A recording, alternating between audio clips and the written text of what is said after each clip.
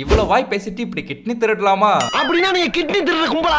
ஒரு வாரத்துக்கு முன்னாடி நம்ம பிபி ஜூலிகா விஜயண்ணா ஸ்பீச்சுக்கு எதிர்ப்பு தெரிவிச்சிருந்தாங்க. கொஞ்சம் பார்த்து பக்குவமா பண்ணுனே, உன் இஷ்டத்துக்கு பேசிட்டு போயிடாதே. ரைட் விடு. இந்த கிளி கிளிக்கிறாளே எந்த ஒரு காரியா இருப்பா? அதோட விட்டாங்களா, விஜயண்ணாவோட பாணியிலே இன்னொரு வீடியோவையும் விட்டாங்க. நீங்க பனையூரை விட்டு வெளியே வர மாட்டீங்கல்ல, நான் வேணா பனையூர் வரேன்.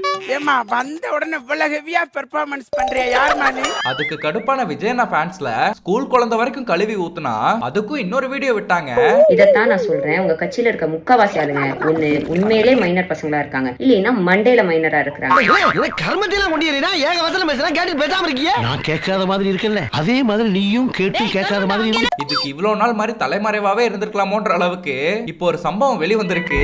என்னன்னா, இவ்வளவு அறிவோட பேசின ஜூலிக்கும் கிட்னி திருடுற கும்பலுக்கும் லிங்குங்கிறாங்க. ஜூலி கூட நெருக்கமா இருக்கிற நபர்கள், ரொம்ப க்ளோஸ் ஃப்ரெண்ட்ஸ் எல்லாமே கிட்னி திருட்டுல இன்வால்வ்மெண்ட் ஆயிருக்காங்கன்னு தெரிய வருது. ஆமாதான். ஏன் ஐயா விட்டு விட்டீர்கள்? நான் எங்கடா விட்டேன்? இனிமேல் தான் விட போறேன்.